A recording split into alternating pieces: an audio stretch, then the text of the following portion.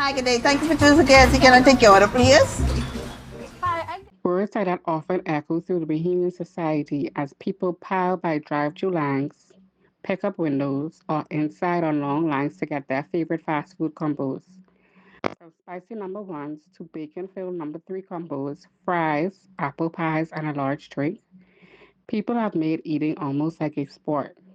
Look here at this man eating these two Philly cheesesteaks and then literally getting up to dance. It's an addiction. It's crazy the way food has had such an impact on human society to the point where obesity is glorified, and people shake and dance while shirtless for their food with no shame. But the real truth about food and obesity is that it affects much more than just the people eating the food. It puts a strain on the healthcare system with doctors, nurses, therapists, and others having to do their best to deal with obesity and the problems that it causes, with one of the main problems being diabetes. Diabetes is one of the most common comorbidities in the Bahamas, with about 20% of all Bahamians having some form of the disease, whether it's type 1 or type 2. There is an even bigger issue as diabetes is becoming more and more prevalent amongst the young generation. Children as young as 16 to young adults aged 24 are being diagnosed with diabetes more than ever. The disease is rootless and greatly diminishes one's quality of life. From frequent finger pricks, constant fatigue, cotton mouth for days, and much more.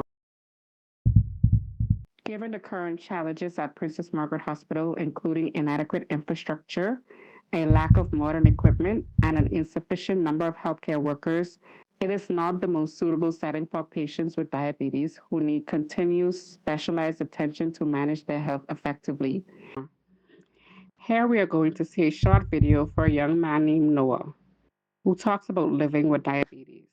Noah, and I am a 17-year-old kid living with diabetes.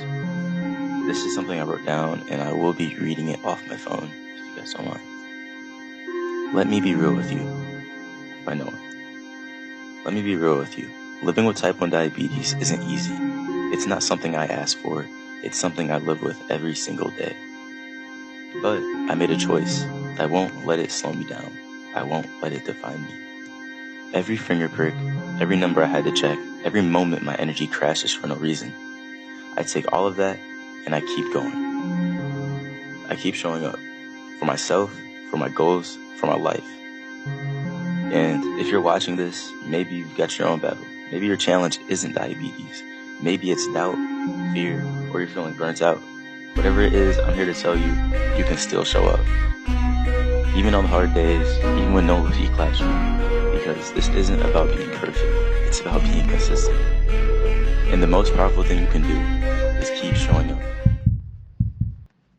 Noah's story is very inspirational, as such a large amount of young people nowadays have to fight with diabetes more than ever before. Young children who should be outside playing, enjoying life, having their first kiss, are now being burdened in waiting rooms, in hospitals, waiting on fingerprints, lab works, urine samples, and much more.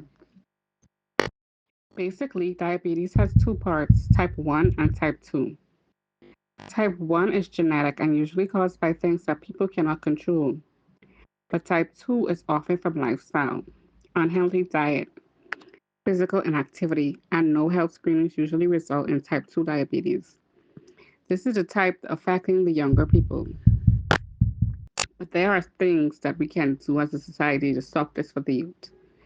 The first way to stop the high diabetes rate that we see amongst our children and young people is by making sure that schools' cafeterias have healthier food options so that children can eat better.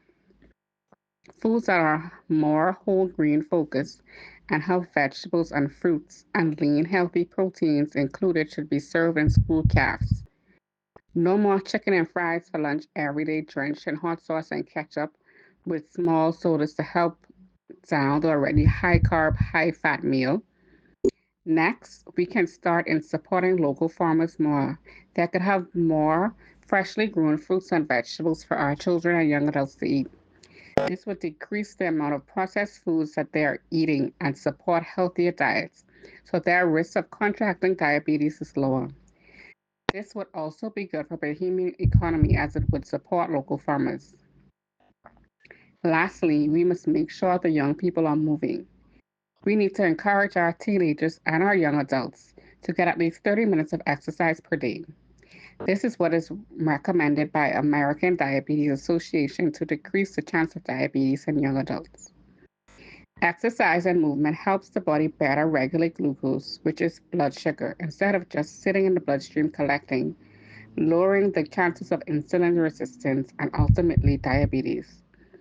In conclusion, we must make sure we can do all we can so that our children and young adults between the ages of 16 and 24 curb the diabetes struggle.